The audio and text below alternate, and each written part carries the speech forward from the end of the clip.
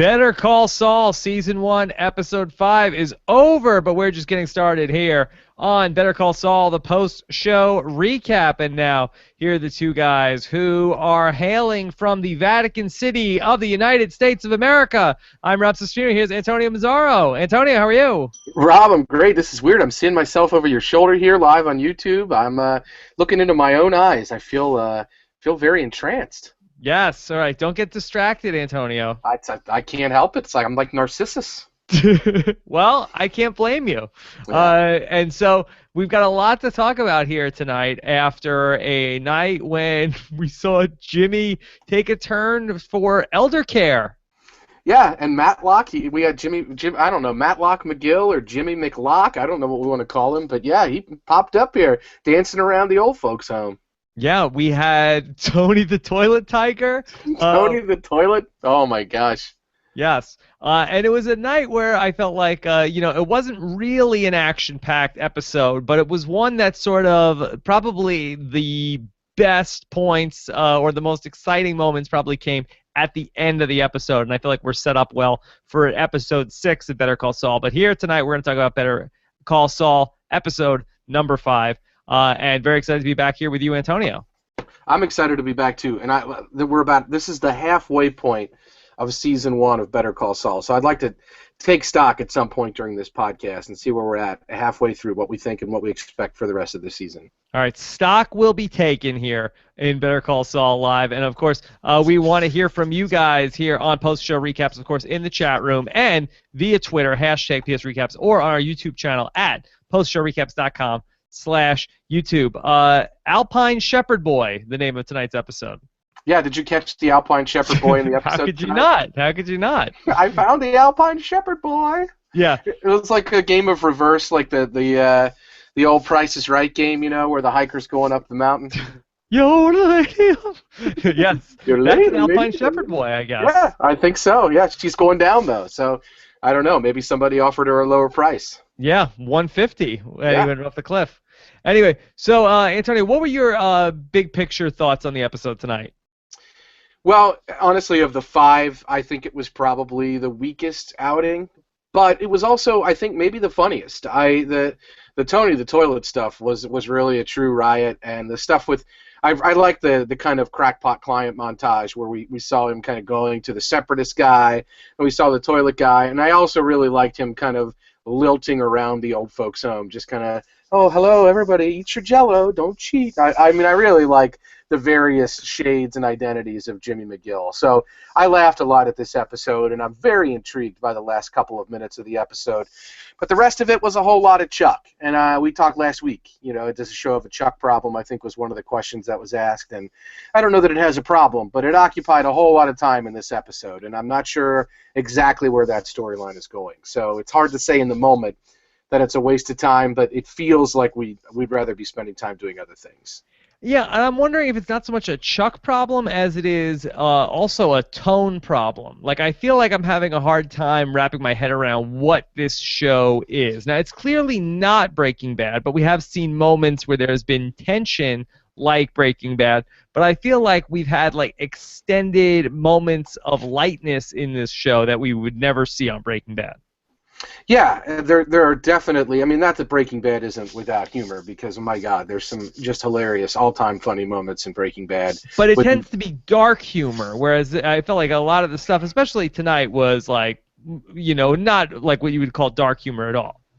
No, I mean, this is just straight funny. I mean, sex jokes and toilets and separatists and currency and all sorts of old lady things going on, and Jimmy having to dance around and his face on a Jello container. All of that's really, really not dark at all. That's really, really funny for sure. Yeah, and so I'm interested to see where this is going to go, because ultimately we saw at the end of the episode it looks like we are going to be going to a more dramatic place with this stuff coming up with Mike. And so is Better Call Saul, in your mind, is it too schizophrenic for you, Antonio? It's not too schizophrenic for me, but I mean, we have to keep in mind this is a show in its first 5 episodes. So I do think it's going to take a little while for the show to decide what it ultimately wants to be. And I think a large part of that dancing around is Jimmy McGill is not Saul Goodman yet. So there's a lot of, well, will he or won't he? And we know he will. We know he's going to break bad. We know he's going to get into the Saul Goodman mode. So a lot of this teasing around, will he or won't he? Is he ultimately going to be a bad guy? It just feels like wasted breath. Like it's not foreplay at all, because we know where it's going, and it's not something where the anticipation is building in any respect. So I think that's difficult. And I wouldn't say it's too schizophrenic, though. I mean, I'm liking the different flavors that are happening here, but I think ultimately we know where he's going. So the drama of will he or won't he's not really leading to much. Yeah, and I feel like we know where the show is going also with this storyline coming up with Mike, and I felt like the last 5 minutes or so was probably the most interesting of the entire episode. So I don't have too many doubts as to the direction of the show, but I wonder if maybe tonight's episode was sort of like they basically, took the show as far as it can go without really getting into this Mike storyline. Yeah, maybe. I mean, Chuck is still going to play a part, I would imagine, in Jimmy's life, and we're still going to get all of that. But yeah, I'm not sure we're done with the Kettlemans yet. We may be, but I would be surprised if we've seen the last of the Kettlemans as well. But overall, I think that's a pretty good observation, Rob. I'm inclined to agree that it's sort of like we've kicked the tires in a lot of this. Now we're going to really get into the meat and potatoes here. And as we kind of drive forward these last 5 episodes, we're really going to get to some hot moments. So I hope that's the case, and I hope that's where we're headed. Not that I've not enjoyed anything that we've experienced so far. And like I said, I really laughed more tonight than at any episode. But I think we're about to get into the meat of the sandwich for sure. Whoa. Yeah. Like meat of the sandwich. Fill me up, Chandler. Is that what something that Tony the Toilet said? I have to get to the meat of the sandwich because you're a big boy. Wow. Let's just talk through the Chuck stuff. And so, from the Chuck storyline, do we have definitive evidence yet at this point that Chuck has a mental illness? Yeah, I think this is a pretty good question. I think that we've kind of teased around this through the first 4 episodes, and I'm not sure that the doctor's turning the bet on proves anything beyond a shadow of a doubt. There are different legal standards, so I'm not sure which one Chuck would tell us we needed to use, reasonable doubt or preponderance of the evidence or what. But I don't think it proves anything, but I feel like it's pretty clear that the condition is largely mental. That doesn't mean it doesn't manifest physically, but I feel like it's coming from a mental place. Yeah. Do you think that Saul ultimately will decide to have Chuck committed? Well, that's an interesting question, because we saw in this episode with the stuff that's going on with Hamlin that Saul has actually, or Jimmy actually has good reason to do that, because doing that would probably make him Chuck's custodian, and that would give him some sort of ability to control his decisions, and then he could really stick it to Hamlin. And so there's a lot of incentive for Jimmy to do that, because he could really get one over on Hamlin that way. But Chuck clearly doesn't want it, and I think that more than anything, that's a good reason for Jimmy not to. If I had to say would he or wouldn't he, I'd say that he wouldn't, but I think the incentive is strongly there for him to. I don't know, do you think he will?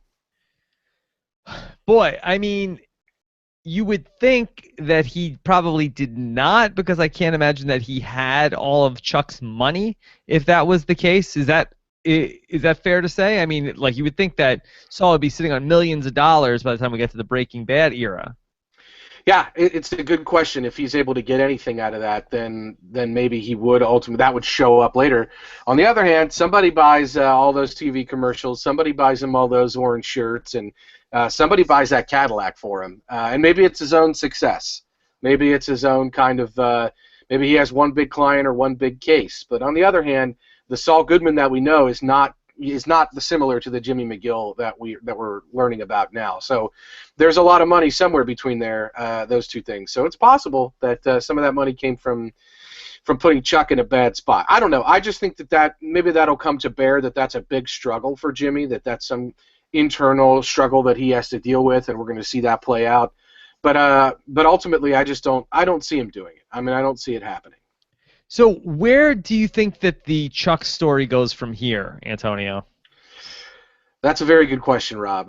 We had Johnny D. Silvera, one of the great supporters of this show and all of our other shows here at post-show recaps. Yes. His prediction is Chuck doesn't survive this season. And I think that we've been kind of, I think I've heard you say that as well. I think are you thinking that's the case, that Chuck won't survive this season? I feel like if you could just institutionalize him, like, what if we just send him away and then we can like bring him back at some point? He's a tie back to the original Jimmy McGill timeline and his roots. And I felt like it'd be good to oh, there's something wrong with Chuck. Let me go back there and go see what's going on with him. I don't think you need to kill him. I'll let him. I'm in a generous mood tonight, Antonio. You're gonna let him live? He can thumbs live. Up? Not even halfway, going thumbs up. Let him live, but let him live somewhere else. Cesternino the Merciful. I got it. I'm feeling good tonight, Antonio. Well, I'll say that the one good thing about Chuck, and we've kind of talked about this, is on a show where you know which characters do survive, Chuck is one that is expendable. So whether you want to be merciful and put him in the booby hatch or whatever you want to call it, or if you want to kill him, if you're somebody like a criminal element who wants to put pressure on Jimmy, Chuck is a very good target for you. So he's one of those guys that's always going to be right in the middle of is he or isn't he going to live, because he's not showing up in the Breaking Bad timeline. That doesn't mean he's not around. Doesn't mean he's not in the same house that he's in now in the Breaking Bad timeline. But because he never showed up on the show, there's a very good possibility that a lot of pressure is going to be put on him. Plus, you have the added element of Michael McKean kind of being a bigger name, not necessarily the kind of guy you expect to stay around multiple seasons. So I feel like that's in play as well. Wait, does Michael McKean have a lot of other things going on, Antonio? You have no idea, Rob. Are you his manager? No, Mr. Manager? No, I'd take that job, though, if it was offered to me. I'm in the market. Wow. Yeah. I'm in the market for being Michael McKean's manager, I should say. I'm not going to represent just anybody, but anybody. No, I don't know. I don't know if he's the kind of guy that can get other work or not. But you see this a lot on these shows. They get a kind of a bigger name at the beginning, and then they let the actors, like the actress that's playing Kim, for example, they let those actors and actresses kind of blossom into main characters on the show, and they're able to take the people who are making a higher rate out of the mix. So it's John Goodman has done that on other shows, and I don't want to name too many names, but I don't want to spoil anything for anybody. Wouldn't surprise me, is all I'm saying. Okay. Michael McKean doesn't have anything better going on right now than Better Call Saul. Like, he's getting the script each week and being like, man, I hope I survive. I hope I survive. Yeah, that's probably true. Christopher Guest maybe has a movie coming out. I don't know. Maybe Michael McKean's going to get the call for that. In the off season, that's fine. He can always tour in Spinal Tap. I think there's always room for that. But you're probably right. Okay, let's talk, with all due respect to your client, potential client, prospective client. That's right. Yes. That's right. Let's talk about through the Mike stuff a little bit. We went and followed Mike from the toll booth. I liked when Jimmy called him John Wilkes Booth. Yeah, that was funny. Jimmy is continuing to give Mike a hard time. I have no idea why Mike's going to want to spend any time with this guy, because Jimmy's just riding him. Yeah, and then we followed Mike to a diner. Continuing in the great Breaking Bad traditions of both breakfast and diners. That's the same diner that Mike and Lydia used to meet at. That's definitely the same diner for sure. Okay. Did you think Lydia was going to pop in? Get some stevia, maybe. Just kind of show up and get some sweetener for her drink and just kind of hang out. The thing is, I thought anybody could pop in. I was kind of on the edge of my seat a little bit there. I don't know about you. Yeah. No, but nobody did. No, nobody popped. No ins. Yeah. It was sort of an odd scene where really no words were said, no dialogue. We just sort of watched Mike eat breakfast there. Yeah, and it was a nice little memory of that diner. But he clearly is living some kind of solitary, weird existence, and yet he definitely has some other things in the mix, as we then see in the next scene. Okay, so then we see him in the car, right? And then we see him watching a woman. And the woman obviously recognizes him. They exchange glances. She drives off disgusted. Who is this woman? That's a very good question. I think I recognize the actress. I think that I've seen her on HBO's Rome and the short-lived series Luck. I think that was that actress. I don't know her name. But as to who she is in the Mike Ehrmantraut story, it's hard to say. You'll remember from Breaking Bad, or if you never watched Breaking Bad, Mike has a granddaughter named Kaylee that he cares very much for. And a lot of the reasons that he does the things he does in Breaking Bad are to take care of his granddaughter Kaylee. And it's not exactly clear, I don't think, what specifically happened with Kaylee's parents if they're still around, to the extent that Mike feels the need to support them exactly, or to support Kaylee exactly why. I think the indication is that she's definitely, though, his granddaughter, the child of, if he has multiple children, one of his children. Not really clear if it's his son or daughter. So this could be his daughter, or this could be his daughter-in-law. I don't think that's totally clear. Yeah, very interesting. Do you think that this woman, assuming it is his daughter, the mother of Kaylee, do you think that she is alive in the Breaking Bad timeline? I don't think so. But, I mean, Kaylee doesn't live with Mike. Who's watching her then? So who's watching her? So maybe she is alive in the Breaking Bad timeline. But maybe she just doesn't want anything to do with Mike. Maybe, right. Continue to not want anything to do with Mike. All right. And then we go back and see Mike at his house, and he's watching a TV with rabbit ears. Yeah, it's not exactly a great. Yeah, not exactly great for him. Yes, and here come the police who come and knock at the door, and so we know that Mike has a history of being a member of the police department. Are these people, did they used to work with Mike, or are they investigating Mike about something? Yeah, that's a good question. I think that they're clearly investigating something. They know who Mike is. Mike knows who they are. So they're not. This is not something new for Mike. This is not a surprise per se that they're there. That said, this is sort of a cavalry of police here. There's 4 or 5 cops out there, right? So I don't exactly know, but one of them said you're a long way from home. I don't think he's necessarily there to get Mike, but I guess we'll find out. If I had to guess, I'd say Mike maybe is involved in something and has tried to run from it. Maybe not. He wasn't necessarily involved in the crime. Maybe it's an old case of his, or it's a case somehow related to him that he doesn't want any part of, that he's tried to hide from, and they're there really kind of banging on his door. I mean, they weren't waiting for him when he got home. They're kind of there, and they knocked, you know what I mean? And you see early in the episode what the police do. If they don't want you to, if you don't open the door, they kind of burst in. So I don't know. I feel like this guy, one of the guys had like a suit coat on. He was looking more like a homicide detective.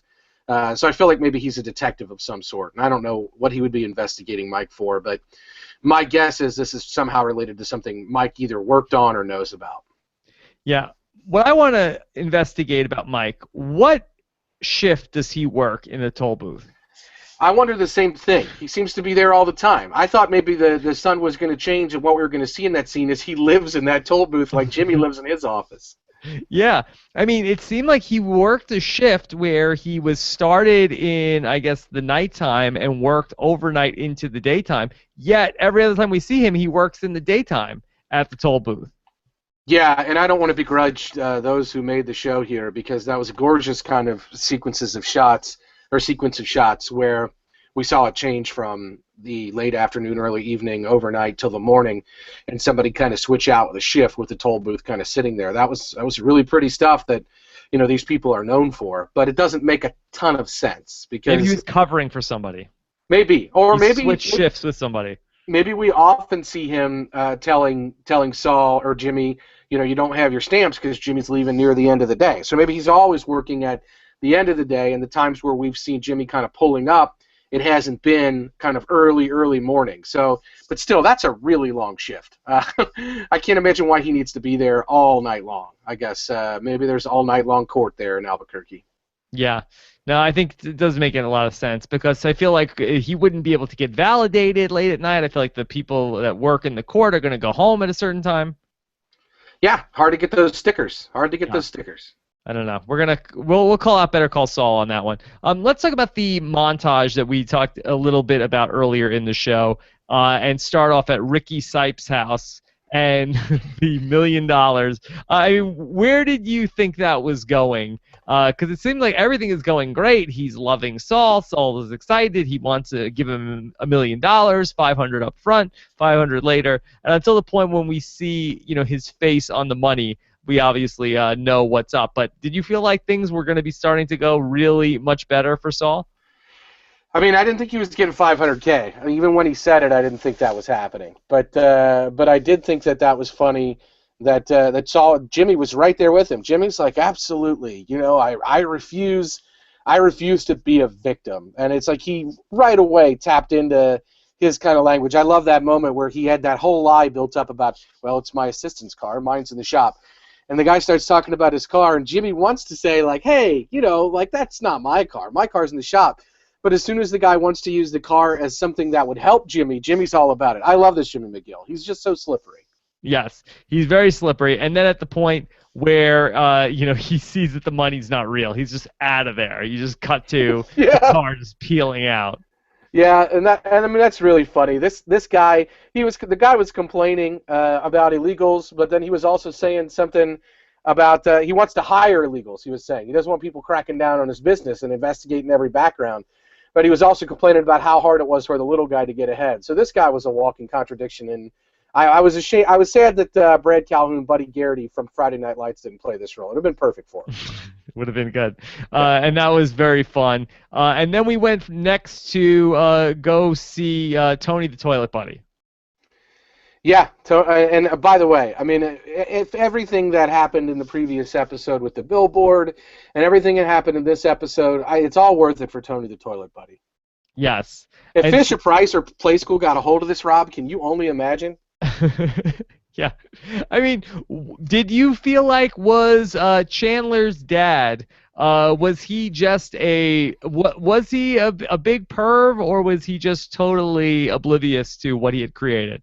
I think the latter. I think that that old Daddy Bing was just kind of out of it, and I don't think that he really considered. I mean, it took Jimmy McGill walking in, calling it a sex toilet, for this guy to really understand what he was dealing with. I don't know though. I laughed a lot at this. I laughed when Jimmy said this would be really big in some of the wealthier parts of the Pacific Rim nations. Yeah. I was like, wow, that's a hilarious dig on what I think perceived fetishes in certain cultures. I don't know. Where does this rank for you, Rob, on toilet add-ons? I think you saw the Kickstarter about the urinal. I think you were talking about that. I kind of like that. I thought I was surprised that didn't do better. I would say this would probably be pretty low on the list. You don't need the positive reinforcement that comes with this? I mean, it'd be nice to have. I'm not sure it would be nice. Maybe if there was like a volume control on, I feel like I don't need everybody to know what's going on in there. I would like to have this at my house, and I would like to be able to shut it on and off. And then I'd like to invite coworkers, people that had never been over to my house. And when they used the bathroom, I would turn it on with my remote control. And then they would do what they needed to do, and just the screams of terror that would erupt from that bathroom would make it all worth it. I would pay for it. I would. Yeah. I'm a prankster, though. I'm an original prankster. Well, if you're going to be scared in that manner, you're really in the right place. A la Hank on Breaking Bad. You make a good point. Right. This is it's exactly where you want to be. Yeah, and maybe you can get a squatty potty in there. I don't know. Oh yeah. No, now you're living. Now you just get an iPad. You can just set up shop in there, man. Yeah. Maybe could we get the talking squatty potty? Oh, what would that? Put your feet on me, Chandler, you big boy. Yeah. This is just like this is how nature intended. Yeah. Is there anything more 2002 than a person having a young child named Chandler? No, that's a good call. I hadn't thought about that. Is his other kid named Ross, maybe? Maybe. Have you watched The Odd Couple at all, Antonio? I have not seen the new Odd Couple. Is it supposed to be good?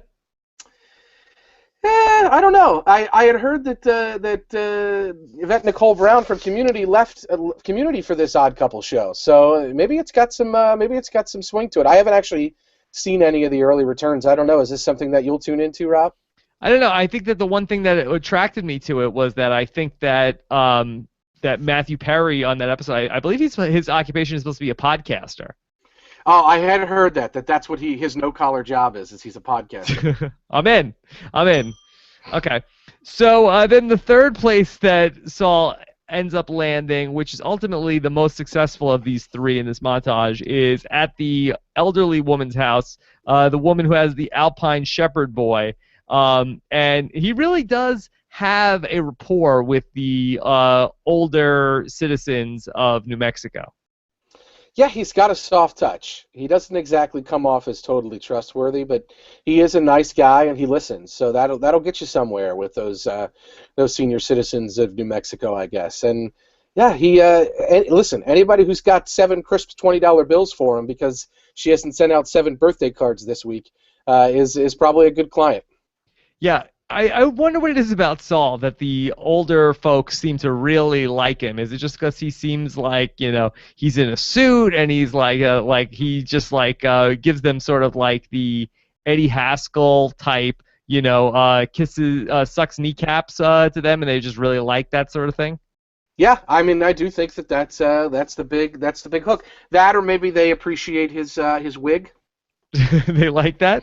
They like that the Bob Odenkirk hair. They like that he's trying to be of an indiscriminate age and maybe try to appear younger. Maybe that comes off pretty well. I don't know. Yeah. Later in the episode, after we come out the other side of the Chuck stuff, we see Jimmy is studying Matlock. Did you like seeing that?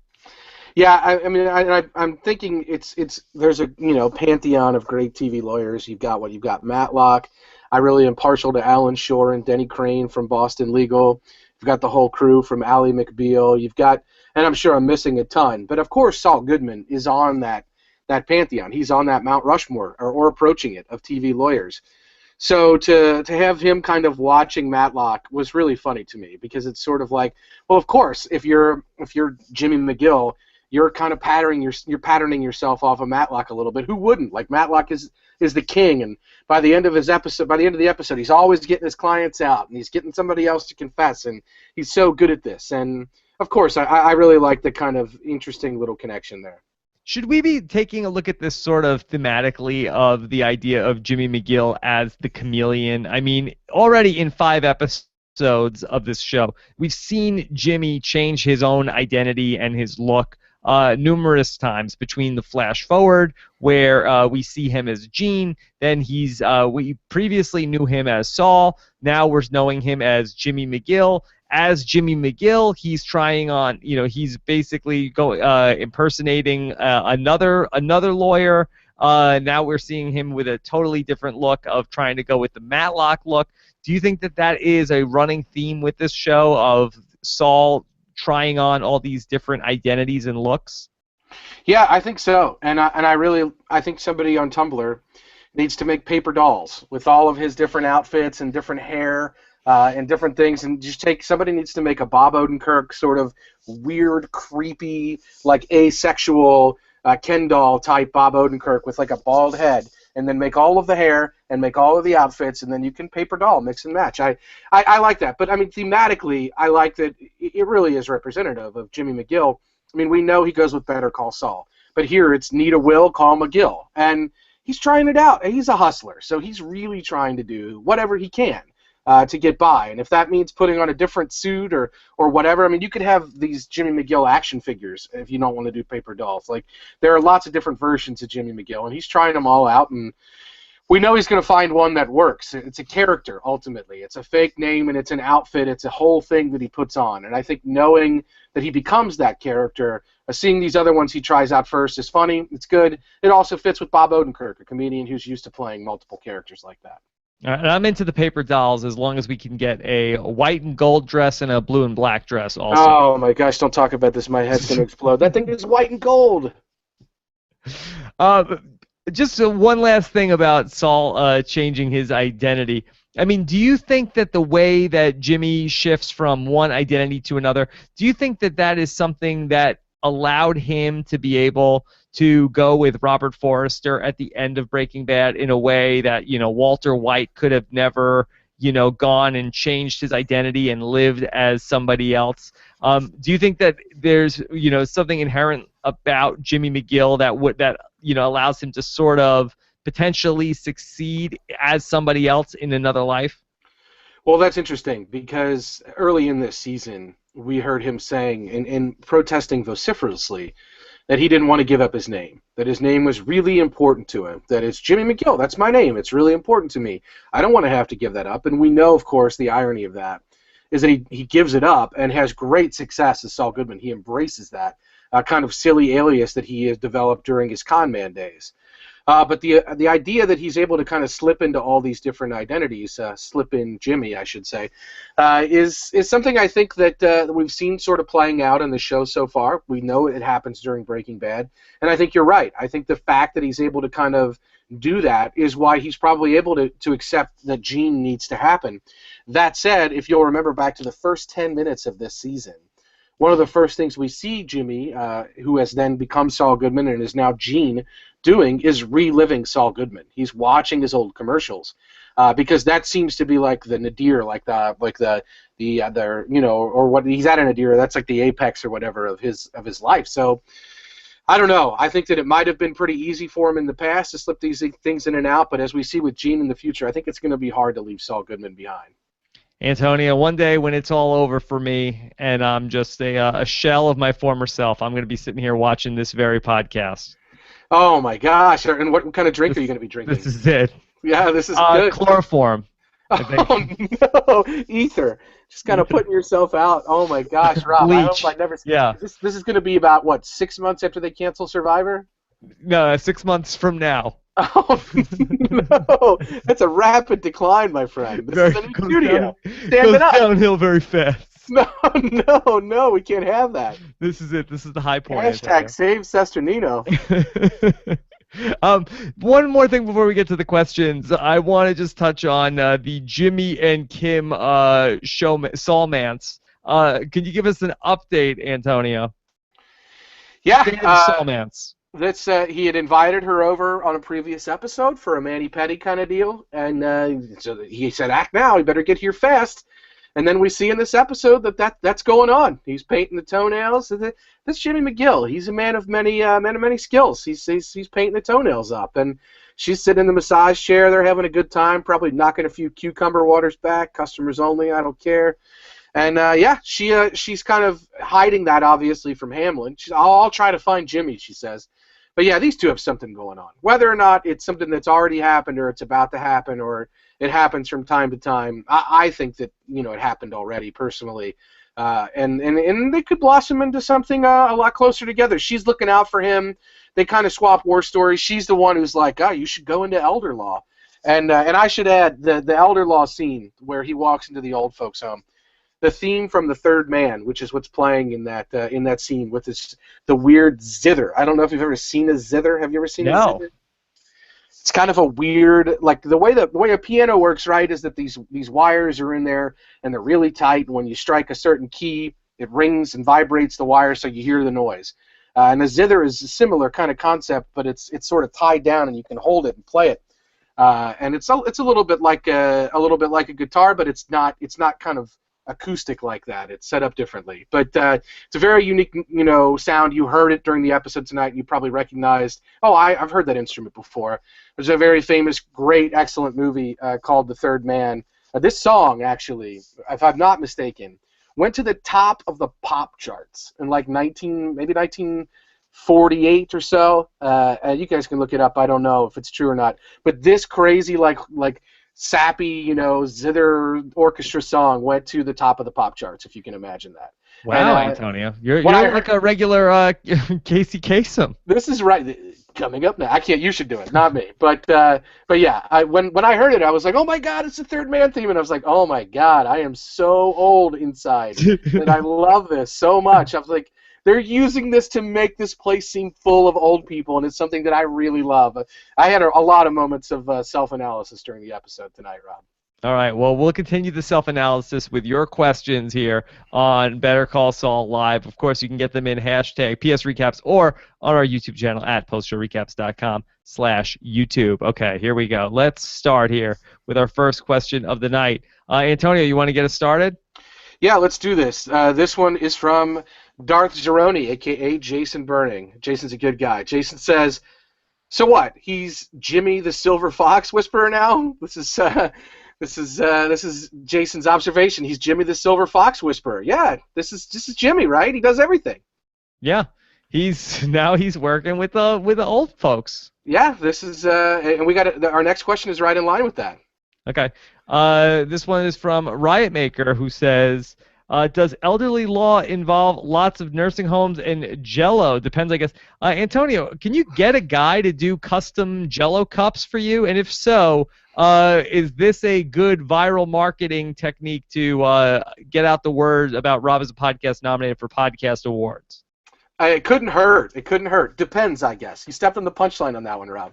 Yes. And I guess it depends if you want to get those Jello cups. I don't know. I feel like Jello cups are kind of 2002. What would be a good way to get the word out about custom earbuds? Snack packs. Snack packs? You like? Is that the timeless? They're timeless. They're timeless. The timeless snack of a podcast audience. Yeah. No, I think that would be pretty good. Yeah, I like it. Yeah, I feel like Jello is never the kind of thing that you crave, but if you have it, you say that's not bad. Yeah, there's always room for Jello, Rob. Yeah, I just find it's not very filling. No, I mean, you can only eat so many horse hooves before you kind of start throwing up. I think that's what gelatin's made out of, right? Yeah, I don't know. That's what somebody told me. Don't think about it. All right, well, what did Zach Brooks have to say? Zach Brooks tweeted at us and said, favorite flavor of Jello? Well, we're just this is a post-Jello podcast here. Yeah, what's your favorite? I don't know. I think I like the green Jello the best. Yeah, green is good. What flavor is that? Is that lime? Maybe apple or lime. I guess lime. Lime Jello. Yeah. Lime. I feel like anything red is good also. You grew up on Long Island, am I right? Yes. Did you ever have the Jello mold? Yeah, not like. I feel like you see it more on TV. You know what is good if you can get it with the fruit in it. That's really? Pretty good. You get like banana or like strawberry actually in the Jello. It's very good. See, I feel like I missed that out. We just never really did that in the Midwest. It wasn't I mean, Jello was a thing, but the having people over with the fruit molds and all that just wasn't part of my growing up. That's good. Okay. What about Mike Bloom? What's he got? Mike says, the scenes of Saul visiting clients seem to have a more comic tone, reminiscent of the original concept of the show. Did you enjoy those more or less than the dramatic hospital scene that followed? Well, I think that's a loaded question because I don't think anybody enjoyed the dramatic hospital scene. I feel like if it's the choice between the comedy or the dramatic hospital scene, I think the comedy was like the comedy was great for comedy, and the dramatic scene was sort of like so-so to maybe even worse. Tell me if I'm speaking out of school, Antonio. No, I don't think you're speaking out of school. I mean, I think that it's tough. I mean, this show, we talked about it. It's kind of trying on a lot of different things. I mean, in many ways, it's like the Jimmy McGill that we see ourselves, where we're seeing him try on these different personas and do different things that work. Sometimes we have a great kind of courtroom scene, even if it's in a desert, with Jimmy doing his classic Saul Goodman negotiation and oratory, and working with drug dealers and everything we see in Breaking Bad. And then occasionally we have him doing kind of a Matlock style trot around a nursing home. It's just hard to say. Sometimes this show isn't just trying on those same kind of paper dolls that we've talking about. So I think that it's going to find its way here with the Mike stuff, and I think that it'll strike the right tone and balance. Right now, I think it's kind of experimenting, and I'm enjoying all of it. But of course, I'm laughing a lot harder at the comedy than I am kind of holding my breath at the drama, for sure. Yeah, I think it's just not fair to compare it to the Chuck stuff because I feel like people are not loving the Chuck. No, gotta love the Chuck, but it's not happening right now. You're right. Not happening right now. Okay. Here's another question. This is from Jordan Zielinski. Where is all the meth, Albuquerque? It didn't happen yet. No, but what's funny is, did you notice the police thought that Chuck was a tweaker? They looked at his wires being ripped out, and they saw him kind of acting crazy, and I think they thought to themselves, we got ourselves a meth head here. Yeah. So it's ironic, considering what we know happens to Albuquerque in the near future here. Let me ask you a quick question, Antonio, not to get into any spoilers from other show. Give me the power rankings. Chuck versus Bran and Jojen Reed. Oh, in terms of what are we ranking here? What are we ranking? Just overall value to storyline. Yes. I'm taking Bran. I'm taking Bran. I'm taking Bran and Jojen over. Not close. No, not close right now. I'm not, again, I don't want to get into spoilers, but not close for me. I I think anytime the thing about Brandon Jojen is you got Hodor, and there's just no Hodor with Chuck. If Chuck had a large sort of deaf mute or a guy who could only say one word, orderly, that was helping him around, doing his cooking and cleaning, who could only maybe say one word, like what would the one word Chuck's orderly say would be? What would that be? Electromagnetism. Yeah, ground yourself. Like if we had that, if we had a Hodor that was Chuck's assistant, then I would say that it was close. But Hodor really tips the scales in more ways than one. Just going back to Chuck for one more second, did you feel like Chuck's relapse was set off by actually being outside or by feeling that Jimmy was turning back into slipping Jimmy? I think this is probably the most valuable question about Chuck, ultimately, is that to what extent is he kind of developing or utilizing his condition to his benefit in some respects. Because the reason I say that, and I hadn't thought about that till tonight, there were some great shots once Jimmy took him back into his house. There was Jimmy's half of his face was lit and half of it was in shadow. And I really like the opportunities they have to shoot those scenes in Chuck's apartment or house. But what I will say is Chuck really perked up when he heard about elder law, and he was like, oh, Jimmy's back on the street. Maybe this is good. We'll see. But he really sort of got a lot more pep in his step there. And I think that ultimately there's a valid question to be asked, whether he's kind of using some of this to his advantage and kind of manipulating his brother and maybe kind of not actively practicing, and maybe some of this is his own doing. It's hard to say. I will say this. Some other evidence of that is tonight when we're in the hospital room. When the doctor turns on the bed, Chuck doesn't notice. But earlier in that scene, Chuck was like, oh, is there some sort of battery around? Because I still feel something. And then the doctor pulls something out of her pocket, like one of those lights, I think. And then he's like, oh, yeah. She's like, sorry, it was an oversight. I have a feeling that he saw that in her pocket and was like, oh, I feel something. You know, like a psychic would, where they get a little bit of information about you and they start to use it. How dare you. Saw that in her pocket and said that, knowing that he could be like, oh, look, see, I really did feel something. Because later in that same scene, he didn't feel anything. So I think he is using some of this. And it may be that he's using it to justify some mental condition, or he may be using it to some benefit. I don't know. All right, so how about this? If Jimmy got his act together and got on the straight and narrow and was doing everything in a way that Chuck approved of, would Chuck be healed? Yeah, and I think that's the $1 million question. And I would say no, because I think that there's more to it than just Jimmy. But I think that's the biggest way we're seeing it manifest, where Chuck can use it to something that benefits Chuck. I mean, nobody wants to live in the dark, no television, no power, hot water's an issue, cooking is an issue, all of it's a problem. Nobody actively wants that just to make their brother not be a small-time con man, for crying out loud. Like, nobody's doing that. I just don't think that's happening, unless they're already crazy or unless it's a terrible sitcom premise. But is he doing this to cover up something else that he's insecure about? They said in the episode tonight that maybe it represents something more deeply rooted, that there's something deeper going on there. And so maybe there's something deeper going on there with Chuck, and ultimately the way it plays out with Jimmy is one way to cover it up. So I don't think he would get better if everything was going great with Jimmy, but I do think the fact that it's not is one way Chuck can use that against Jimmy ultimately. Okay. A couple more questions. Here is one from Broken Drum Set, who says, what did you think of the space blanket coming off when Saul promises not to go back to being Slippin' Jimmy? Yeah, and we're right in there, right? I mean, that's a good observation by a Broken Drum Set. I think it plays right into what we were talking about, which is that there is a possibility that some of this, it seems like it's almost all mental.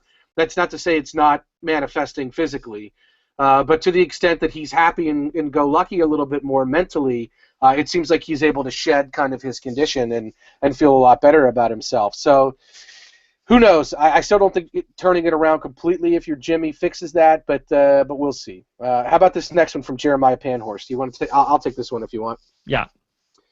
Because I know my answer to this. Jeremiah asks, the great Jeremiah Panhorst asks, would you guys hire Slipping Jimmy to handle your will? Boy. I hope, Rob, that you have a will and you've got that all set up. No, not yet, Antonio. Not good, yet. Rob. Not good. Not good. Not good. Yeah, I think I probably would. I think so. Yeah, I mean, look, he works I will cheap. say this, and I'm not. Go ahead. What'd you say? I said he works cheap, and if he, screwed something up, I mean, you're gone by the time anybody notices. So, Very typical attitude, I think. And yeah. I've written a few wills in my day. I will tell you that and I don't want to get I do not want to get into the intricacies of this, but I think anybody with a law background during tonight's episode was cringing, bringing back memories of law school and talking about the rule against perpetuities. These complicated wills, they do nothing but cause problems for everyone at every point.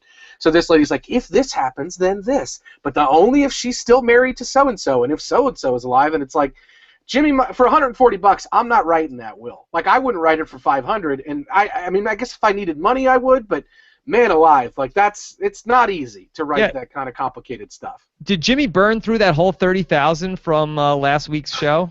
That's it. Billboards don't come cheap in Albuquerque, Rob, even in 2002. I mean, 2002, $30,000. I mean, is got to be what, like, let's say conservatively, like $40,000 in modern times. I mean, did Jimmy really burn through, $40,000 on in today's money in the Billboard stunt? Yeah, I don't think so. So it is kind of odd. Sounds pricey. It's a very pricey billboard, and he's still driving around that beater car that he had. I don't know. Where'd that money go? Maybe he felt bad about spending it. Maybe he only felt that he should spend enough of it to kind of get some of this business going. Maybe he truly did see it as advertising. I doubt it, but maybe. Okay. This is from Spicy Wasabi, who says, so episode 6 is supposed to be big. What do you guys think will happen? I think Mike and Jimmy are going to start working together. Yeah, I had a question from Emily Kaz87 on Twitter asking the same thing. Do you see this do you think that this is how do you ultimately see, Rob, Jimmy and Mike's business relationship beginning? I mean, is Jimmy gonna represent him here in this issue with the cops? Yeah, I mean, I think it's pretty straightforward. I mean, it looks like that Jimmy's going to need a lawyer, and then he only knows one lawyer. It's going to be Saul, and then we end up with these two people sort of working together, and then, Mike becomes more involved in Jimmy's business and the nacho story and the Kettlemans and all that stuff, and I think that's going to really start to drive the series a little faster. Yeah, I mean, what's going to happen ultimately is that Jimmy, the more successful he gets, especially as he works in criminal defense, he's going to need a private investigator. He's going to need somebody who can go out and put eyes and ears on some of these witnesses, look at evidence, look at specific scenes, give it a kind of thoughtful evaluation. That's a very common thing for a lawyer to utilize as a private investigator. They don't just sit on people waiting to see if they're cheating. So he's going to need a PI. We know Mike serves as kind of a loose private investigator, so I can see the need developing in Jimmy's business and him going to Mike, but it definitely seems clear that for some reason, even though they've kind of been at each other's throats a little bit here and Jimmy's kind of insulted him, including in this episode, kind of implying that he was old yet again, I think that he's going to turn to Jimmy. He's got that card. Maybe that's the only thing that he's going to be able to call yet again. The right place, right time with Jimmy McGill. Okay, let's take a few more. This is from, the great Colin Stone. Yeah, this is a good one. Any theories as to why the Better Call Saul intro music abruptly cuts out earlier than it should? Antonio, did you notice this? I have noticed this, and they actually talked about it on the on the Better Call Saul Insider podcast that they put out once a week after each episode. That's sort of behind the scenes of that week's episode. And they talked about kind of how they found the music. The music supervisor, I think, found this sort of British band and just kind of took this little sting, this little moment from one of their songs, and they decided that, and they haven't really made it clear on that podcast exactly why they're doing this, but they definitely wanted to sort of cut it off right before it ends. And I think some of that comes from the aesthetic that they're trying to create. They want this sort of VHS era aesthetic with the weird title cards that they're showing, and they use the sort of 8-bit or a 1980s, 90s, early 90s style of font with Vince Gilligan and Peter Gould's name at the beginning. So I think the cutting off is part of that. I think it's just kind of like, oh, this is a tape. It kind of, there was a blip on the tape or it ran out or something like that. So I think that's part of it. I don't know that it means something bigger in the context of the show. Have you noticed it at all? I hadn't noticed it, but it's interesting to look for it next time. I know also that the intro video changes every week. What was it this week? It was his bench. It was his bench with his Saul Goodman ad, which From what I understand, they're showing us a lot of these. The title cards are sort of scenes from Saul Goodman. So I think one episode we had a Cadillac, one we had scales with cigarette butts and kind of lips. I know we've had this one here with I think we had one with the Statue of Liberty. We had this one here with the bench. So it's just little, I think, snippets of what could have been like bumpers or B-roll from his commercials, really, more than anything. And I think that fits with the whole VHS aesthetic that they're creating. And that could be why the music cuts off. I don't know. It is noticeable if you're kind of following the way the melody of the song should go. It's like just cuts off right before it finishes the end of the notes. And it's like, what's going on there? It's really pretty jarring. And I don't know exactly what the stylistic choice was related to, but it's definitely a stylistic choice. Okay, how about this one, Antonio? Yeah, this is from Mike Bloom again. And Mike says, we're about halfway through the season. We are halfway through the season, Mike, at this point. What is one bold prediction that you can make? One bold prediction that you can make about Better Call Saul. I will say that I'm trying to go bold. I want to be bold. And I will say that you got anything, Antonio? Well, I guess I'm thinking bold in terms of story or bold in terms of production. I do think we're going to see, even if it's only for a moment, I think we're going to see either a Walter or Jesse by the end of the season. But wow, I think that's a little too bold. That's pretty bold. That's a bold prediction. I think that it could be just in the background of a scene, or it's just something that pops up. But I think that we could see that. I think it's something that'll kind of drive the discussions at the late game here. And maybe get people to kind of go back and watch when they do a marathon or something. I do think that's my bold prediction. Do I think it'll happen? No, that's a bold prediction, though. That's a 25% chance of happening, so I'll be bold and say that it's going to happen. Okay. I will say that as a bold prediction, give me that. I'm trying to think of something, like I want to say like that. Chris Berger's got a good one for you in the chat room. What does he say? That Chuck shows up at Cinnabon? Yeah, yep, that's a bold prediction. Yeah, I mean, you guys say like Gus Fring shows up. I feel like that's not that bold. I'll say Saul Goodman will kill a man. Wow, that's a pretty good one. Will it be Chuck? Boy, I don't think so. I don't think so. That would be too dark. But maybe we get a Jane moment. Whoa, that Chuck's gonna start doing heroin? Maybe not that far down, but maybe something where Jimmy has a chance to do something for Chuck, doesn't do it, and it doesn't work out for Jimmy. Maybe that could happen. Oh man! All right. I think it's not so bold to say Chuck's not going to survive this season. It's way bolder to say Chuck's going to show up at the Cinnabon. Yes. Well, so I don't know. Cinnabon is delicious. It'll be hard to keep him out of there. Yeah. Especially if he's at an airport. Yeah, or just looking to cure his hunger pains at any time he's at a mall, or are there any freestanding Cinnabons? Have you ever seen one? Not that I could think of. But that's how they get you with foot traffic. Yeah, it's like, oh yeah, I walk this off. I'm a little hungry. I'll stop right here, get an Auntie Anne's, maybe a Cinnabon. Yeah. All right, Antonia, do you have a hashtag for tonight's show? What do you have any ideas? Do you have any thoughts? I was going to ask you. I don't want to. The problem is I don't want to go too toilet humor with this one. Too much toilet. What about? How about? I want to make sure I have this right. What about Alpine Shepherd Man? Ah, okay. I'll take that. Alpine Shepherd Man. Alpine Shepherd Man, because this isn't a show for boys. This is a show for men. This is a show for adult men and women, yes, but Alpine Shepherd men, yes. Or Give It to Me, Chandler. Have you happened to look at that one? No, I have not. Is that active?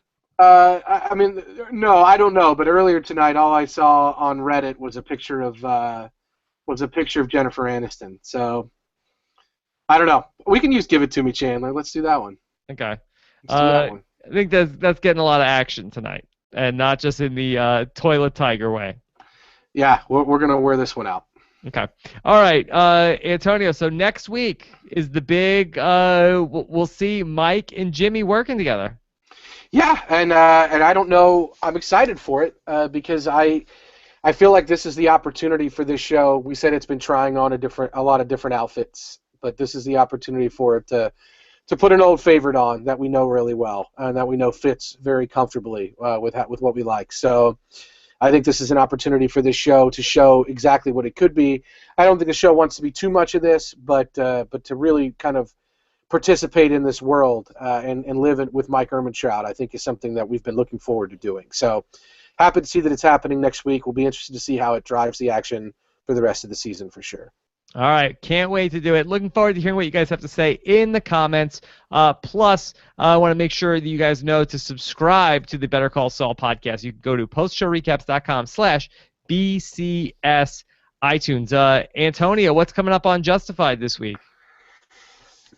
Justified is getting really out of control. At the end of last week's episode, something that we've been wondering if it would happen throughout all season is happening. One of the characters finding out some key information. So this week we're going to see the aftermath of that, I think, and see how that all plays out. And I'm really looking forward to it. We talk about that here on Post-Show Recaps, Josh Wigler and I. All right. So lot to do. House of Cards recaps are underway as well if you want to check that out on postshowrecaps.com. Hope you guys enjoyed the show this week. We'll be back next time to talk to you about more Better Call Saul next Monday night. Take care, everybody. Bye.